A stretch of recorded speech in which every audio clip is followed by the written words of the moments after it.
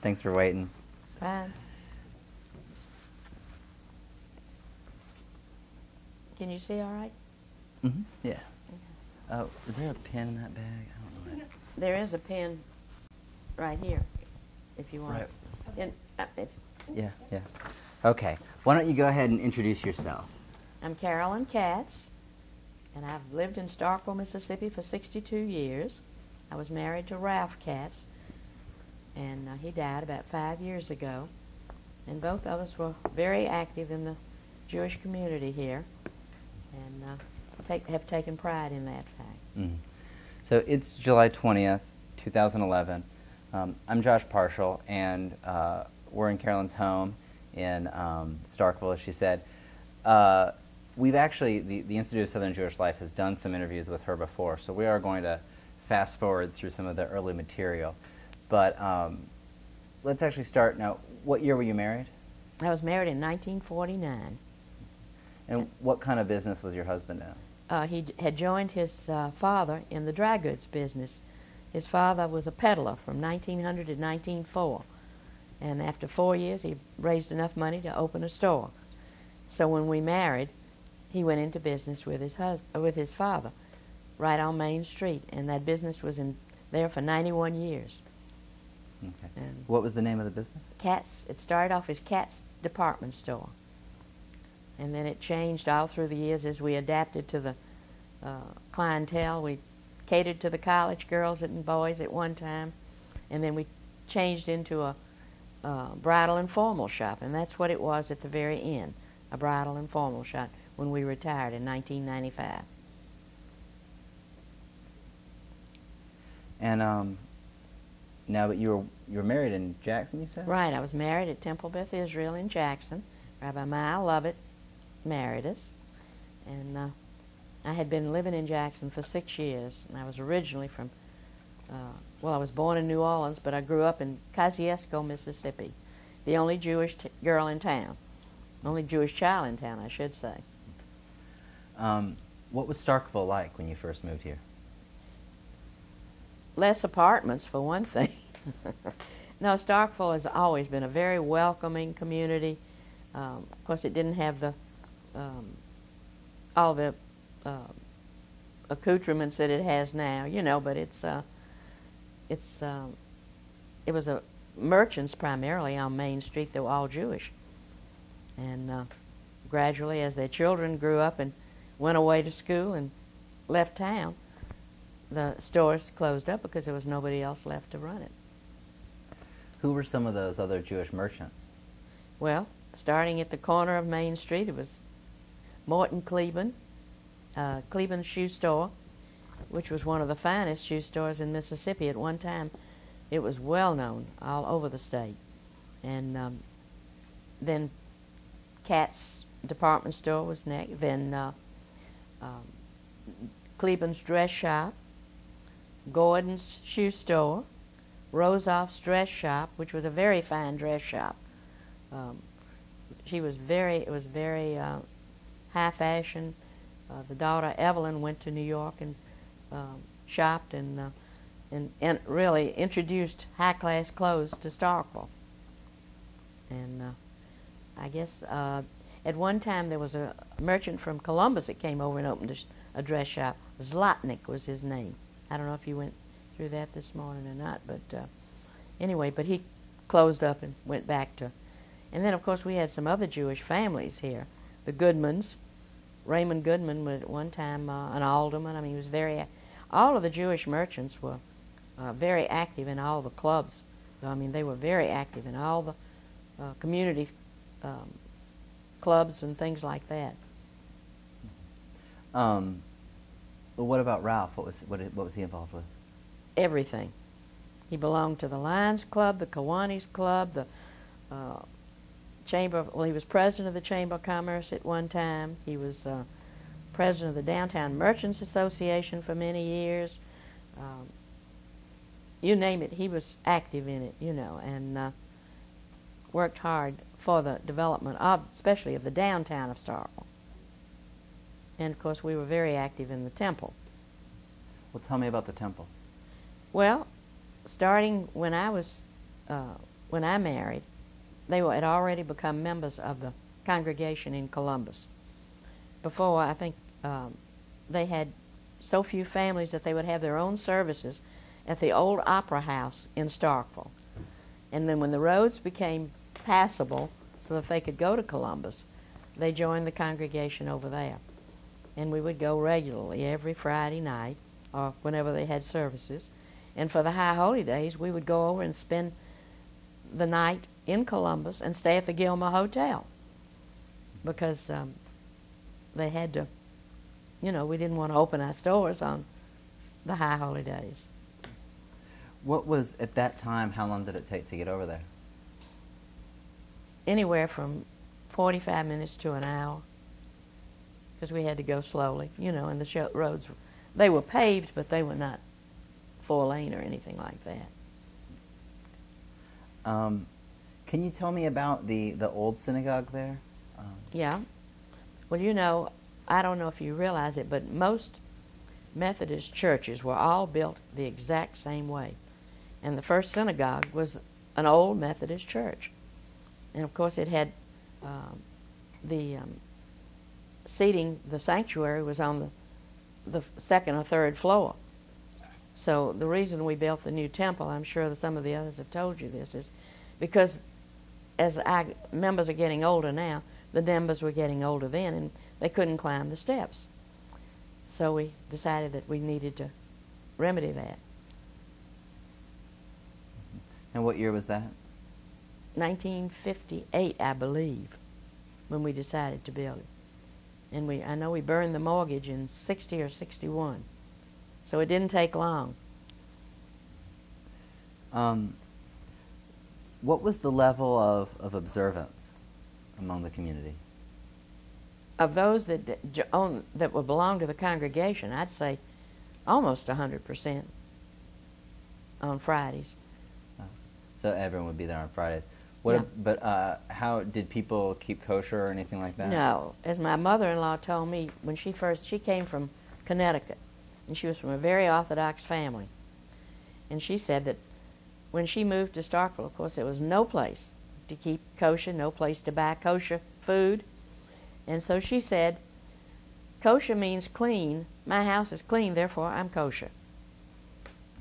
She had a fantastic sense of humor, and I'll never forget when she told me that, you know. And she was very religious, but they just did not observe the dietary laws.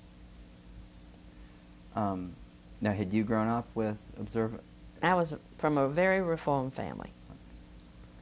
They were very religious, though. I mean, where I grew up, there was only 2 families in town, and for the High Holy Days, we would have services at our house, and all sit in a circle around in the living room and take turn. The men would take turn reading, and my grandmother would serve wine and coffee cake. Now, who took responsibility? Who actually led services when you first arrived? When I first came here, we had a rabbi, Rabbi Louis Cuppin. I guess, I don't know if they told you about him or not. I don't know about. Tell me about him. Okay, he was a retired rabbi who had been in Quincy, Illinois, at a small college there, and I guess through Hebrew Union College or the UAHC one, they contacted him, and he came to Columbus, and he was a very short little man, looked like a little penguin, and always wore tails to services. It was very interesting, but he kept the congregation together and was very good. He really was an excellent rabbi, and we were fortunate to have him. And he was a full-time? Full-time, yeah. He was a retired man, so we could afford to pay him. Mm-hmm. Now, how long was he here? He left here shortly after the temple was completed. In fact, he was very upset with us because of the way he didn't think we made the bema big enough for him. And he was very upset with the congregation about that. So he and his wife decided they would go back to the Illinois area, which is where they were from. But Now, now, do you have children? I have 3. Can you give us their names? Yeah, Keith Katz and Debbie Katz Pesses, P-E-S-S-E-S, and Karen Westall, W-E-S-T-A-L-L. Karen lives in Houston, Texas, and has been president of her congregation twice. What congregation is that? Sinai in Houston.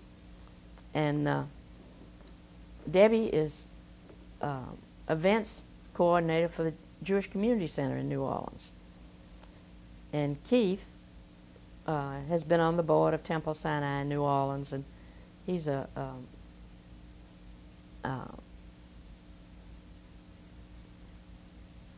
finance executive, I guess is what you call him. And wait, Karen's at Sinai in Houston? She has been she belongs to Sinai in Houston. Okay. And they've just built a new temple within the last 10 years, you know.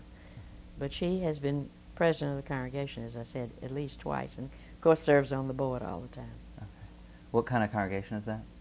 Reform. Okay. Now, let's see. Now, what years were your children born? Keith was born in 50. Debbie was born in 51. And Karen was born in 55. Tell me about their religious education. Well, it was just understood that we would go to services, go to religious school every Sunday morning, and I taught, and so did my husband. And we would leave early enough so that we could go, and at that time we would have even regular religious school, and then we would have services for the children too, since they usually didn't go on Friday night services. And then we, of course, in the home we observed we observed Friday night services. Our children weren't allowed to go to the football games or the band concerts or anything unless they were home for dinner on Friday night for Shabbat service. And but they, of course, then went after that, you know. But then we started with the Softy.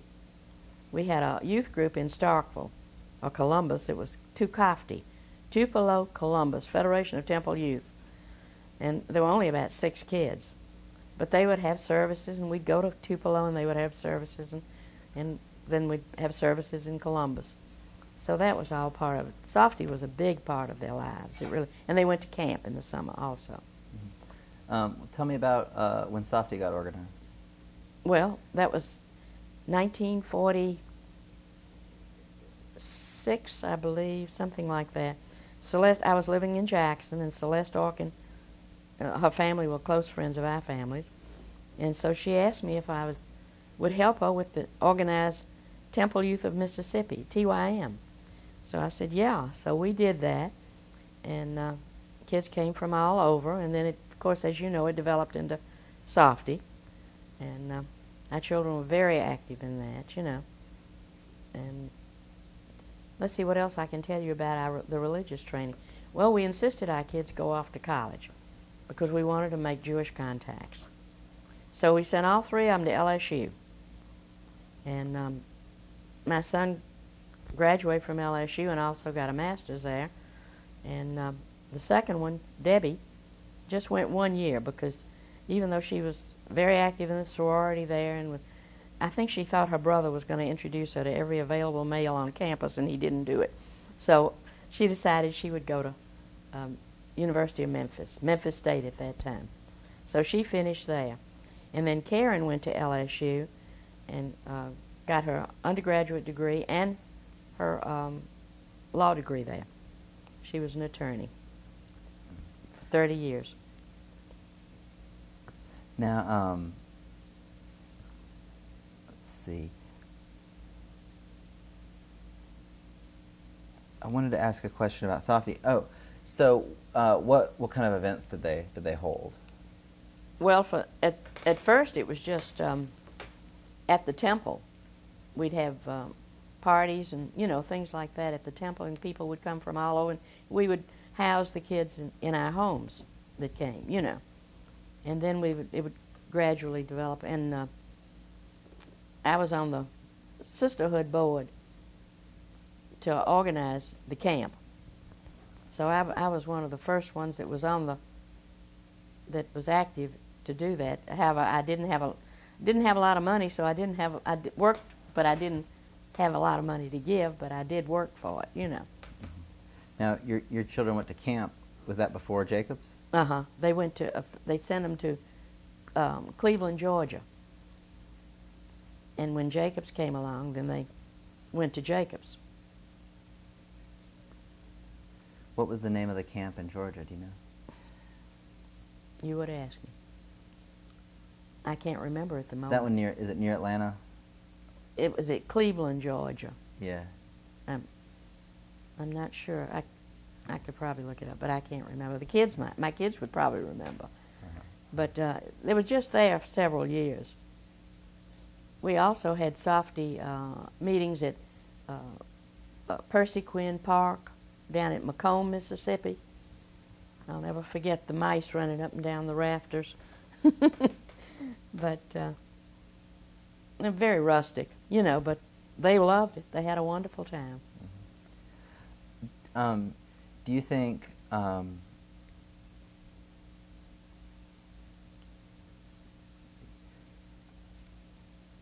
trying to think. I don't know how to ask the question I want to ask. Do you think your kids felt a special closeness with other Jewish kids? Oh, yeah. That was why they went. That's why we insisted they go, because there were very few in town. Now, there were 2 or 3 that were my husband's age when he was growing up. And but he always was closer to non-Jewish kids here than he was his own. However, when he went to Tulane, he joined a Jewish fraternity. In fact, we had a fraternity at Mississippi State, a Sammy fraternity chapter at one time. And now they're trying to get another one started. You know, we have about 20 kids at Mississippi State now, Jewish kids, which is wonderful. We're so excited about it. And so when he went to Tulane, he joined the fraternity, though he really wasn't carried away with fraternity life. You know, he'd been in the service for so long, and it wasn't the same as a freshman going to college. What other? Now, what was the stretch of Softy at that time? Where all did kids what come states? from? Mm-hmm. Yeah. Well, New Orleans was the only. Well, let's see. It was.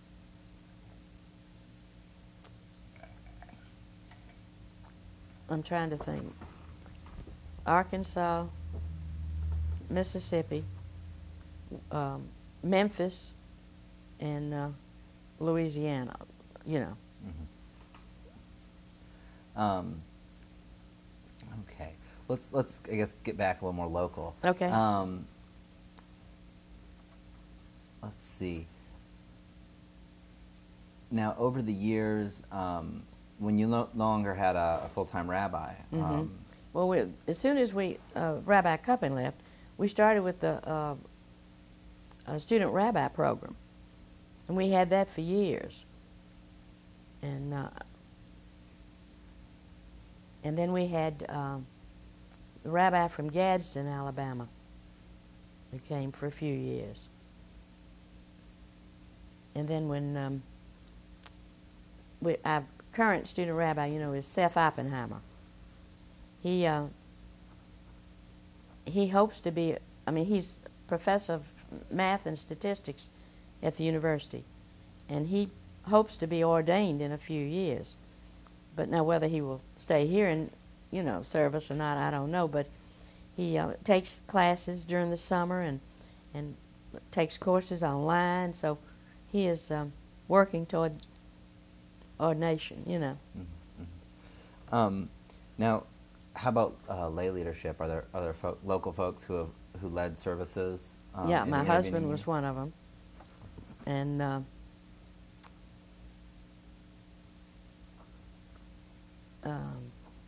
trying to think who else led services at that time. Oh, Henry Meyer. He was the editor of the paper here, and he and Ralph took turns leading services when they needed lay service. In fact, they did that a lot when we had the student rabbi program. Of course, he only came once a month. So we would try to have services every week besides that, you know. And we didn't always have big crowds, but they came, you know. Can you tell me more about Henry Meyer? Yeah, fantastic man. He bought the paper here in Starkville. He was from Alabama originally, but his family lived in Starkville. They were Blumenfels, and they had a wholesale grocery company called Blumenfeld and Freed. So he came to Starkville to travel for them on the road, selling groceries and things. So when but he was a journalism major at the University of Alabama, and very, very a wonderful editor. He really was. And so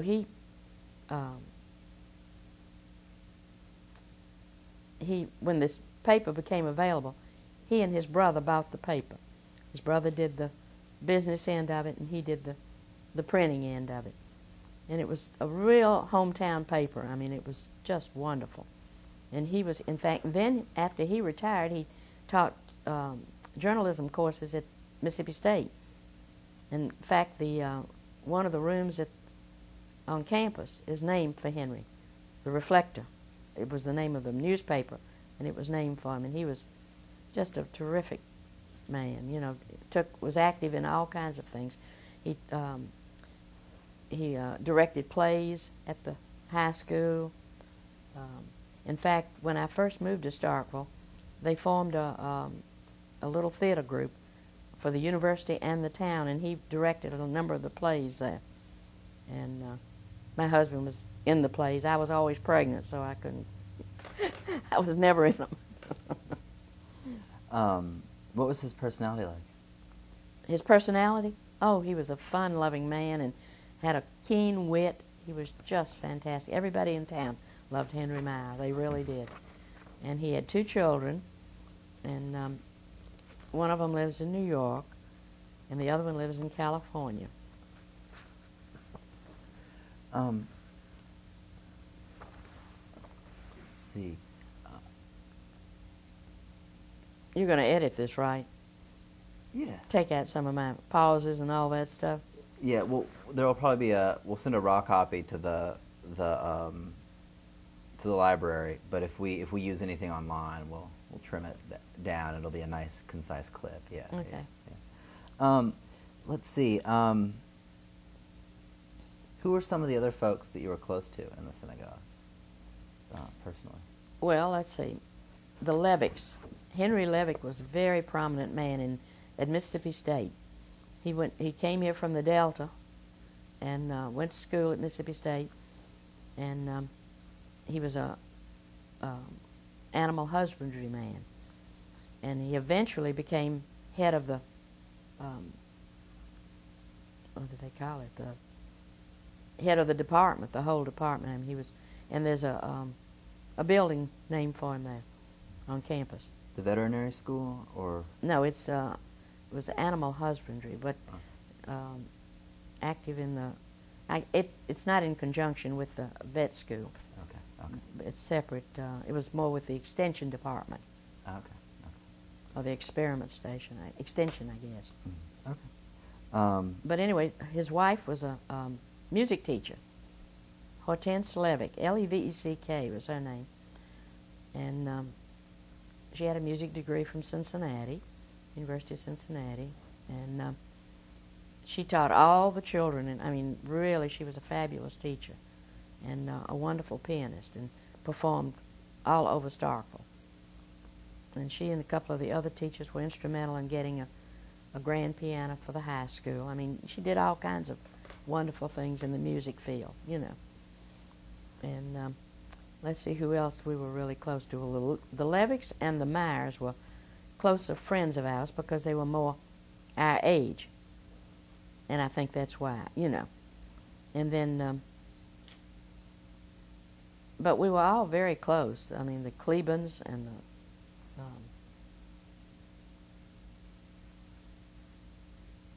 the Rosoffs, the Gordons, you know, all of them. But a small community, you're just close to everybody. Yeah. You know? Tell us about the Clevelands. Well, Morton Cleveland, I'm sorry that Michael didn't decide to talk to you because he has a lot of history about their family and all that. But his grandfather came to Starkville and opened a dry goods store and went broke during the Depression. So in the 1930s, Michael's father was at Vanderbilt in law school, and he graduated, but he never practiced. But he came back to Starkville, and they opened this shoe store, he and his father, Cleveland Shoe Store. As I said, it was a fabulous store and was known all over the state. They fitted shoes better than anybody I've ever known. You know, really, they were wonderful. And they had two boys, Michael and David, who both live here. And Michael is treasurer of the congregation at the present. David, it doesn't affiliate too much. But Michael never married. He's just active, though, in the congregation. And Morton had a cousin, Joseph Cleveland, who came to Starkville and opened a dress shop. And they were active in the congregation. I mean, when I say active, they came to all the services and all that, but as far as being officers or anything, they didn't. Morton never would take an office, neither would Joe, you know. But they would help with whatever they could, you know. So. How about the Columbus families? Who were some of the families that were in leadership? Well, before I came here, there was a Mr. Kaufman, and I think Elizabeth probably told you about him. He was very active in it, and but the Gordons and the Bernsteins, they were active as far as attending services and helping with everything, but they never led services or, you know, held offices in the congregation. I'm just trying to think who else over there. Well, we had a rabbi at that time, and of course that they took. I'll tell you the truth, the sisterhood were the ones that did it all. The women, they really did. They were wonderful, and they, you know. What did you do? What did we do? Mm-hmm. Well, we were in charge of taking care of the religious school and the anything else that needed doing in the temple. The women did it more than the men. And we sold bulbs. I'm sure you're familiar with the bulb sales. That for years we sold Holland bulbs to everybody in Columbus and Starkville. And we'd make enough money to pay for a student rabbi even later. It was really amazing what we did. And people are still still enjoying the bulbs that they planted when we sold them to them. What about cooking? Oh yeah, you know we've got to eat. And yeah, we cooked. We had, well, of course we always had owning Shabbats. You know, everybody would bring food. We still do that. We still do that. But for the Seders, we would cook all the food at the Seder and have it at the temple. And we don't do that anymore either. We might have it at the temple, but we have it catered. Because everybody works now. This is the problem. Back then, when I moved to Starkville, the women didn't work. I mean, we helped our husbands in the stores, but it wasn't full-time jobs. So they had time to do things for the synagogue, you know, and which worked out fine. But the sisterhood, we've always been active and won many awards from the National Federation of Temple Sisterhoods. We really did. And most of them are hanging in the temple. And how about, let's see, how about your own involvement in the broader community? Very active. I helped form the junior auxiliary. I was a charter member of the symphony and played cello in it for 35 years. I helped form the Symphony League, which eventually left. I mean, it didn't materialize too well for many years. The women didn't want to work in that, you know. So what else did I do? I don't know. I'm a member of the Starkville Women's Club, and I have been for over 50 years. I was charter member of the community theater and was in the very first play that they presented. I don't know. What else can I tell you? That's good. That's good. Well, I, you know, a small town, and having grown up in a small town in Kosciuszko, Mississippi, my mother and father were active in their community there. So it was just, you know, second nature to me to do this. And as I think I told you, my husband, how active he was in all the different organizations in Starkville. Let's see. And my mother-in-law was in charge of the Easter Seal Drive for many years. She was now she never took an active part in the, as far as an officer in the temple or the sisterhood, but she was a worker. She really was. What was her first name? Alice Horowitz Katz, and his name was Thomas. Now, what's your maiden name? Falk, F-A-L-K.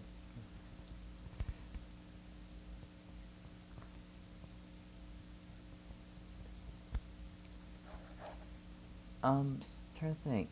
Are there things about Jewish life here that we haven't covered? Events or traditions that you guys had? Well, most of us have taken active part in giving talks to the different church groups for either Hanukkah or something. You know, in fact, when my children were in school, I would go to school and talk about Hanukkah to them and explain the different holidays to them. And recently I just gave a talk at the Methodist Church on Hanukkah. Well, actually, it was not. It was at Hanukkah time, but it was about. We had a Muslim, and a Christian, and a Jewish person, me, there, and we talked about the relationship with Abraham, all of it. So anyway, I've been asked, and of course, they call me. They think I know everything just because I'm Jewish, so they'll call me to answer questions too in town. You know, a lot of time. I'm trying to think what we may not have covered. We covered the business aspect and the religious aspect and the community aspect and the cultural aspect. What else is there? I don't know. Socially now, that's something interesting. You might. Starkville has always been very accepting of Jews. I belonged to, at one time I belonged to 4 bridge clubs. I belong to 2 now. I mean, they immediately accepted. If they liked you, they accepted you. It had nothing to do with your religion. In fact, a minister from the Methodist Church just left, and he always called me his token Jew because I was always at every concert, every choral group, everything that was ever went on. I mean, I was very active in as far as, and you know, and helped them in any way I could. Was that your children's experience also? Yes, yes. They went to all the churches with their friends. I did too.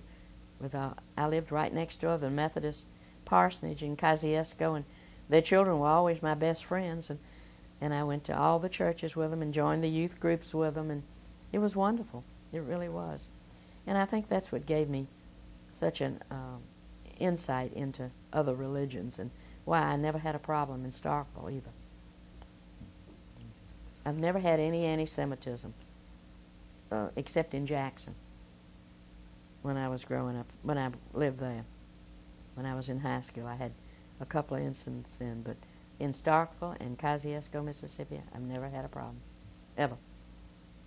Well, what do you think the future of the congregation is? Dismal.